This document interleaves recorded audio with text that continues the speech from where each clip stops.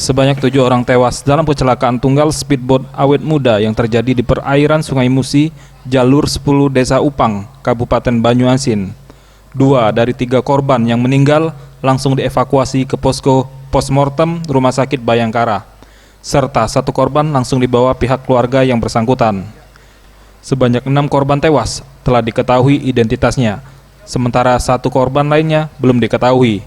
6 korban tersebut yakni Abu Ngamar, Husnul, Sutarno, serta pengemudi speedboat yakni Muhammad Qodir dan Sopian.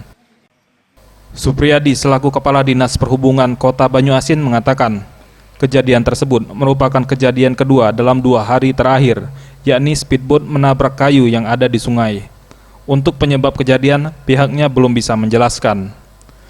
2 hari terakhir ini memang kejadian kecelakaan di perairan yang ada di Banyuasin itu sudah terjadi 2 kali. Kemarin menabrak kayu yang yang hanyut, dan hari ini kejadian menabrak pohon di pinggir sungai. Sementara penyebab kejadian sendiri kita belum pasti apakah memang kesalahan dari nahoda atau kadang-kadang memang kemudi daripada speedboat ini sering kadang-kadang bisa macet juga. Nah, ini sedang kita nanti cari informasinya seperti apa, dan memang paling banyak itu yang pengguna daripada angkutan sungai ini adalah masyarakat dari Banyuasin. Budi, salah seorang korban yang selamat dari kejadian itu mengatakan, dirinya bersama istri dan anaknya bertolak dari Primer 2 Karangagung, Musi Banyuasin menuju Palembang.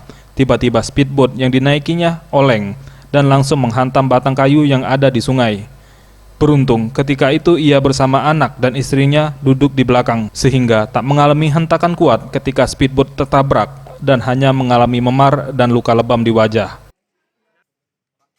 Posisi kita tadi duduk di mana? Belakang. Duduk di belakang. Terus kejadian sendiri seperti apa, Pak? Kejadiannya oleng, nabrak, ansur gitu. Kita di dalam kapal orang berapa, Pak? Kita bisa selamat ya, Pak?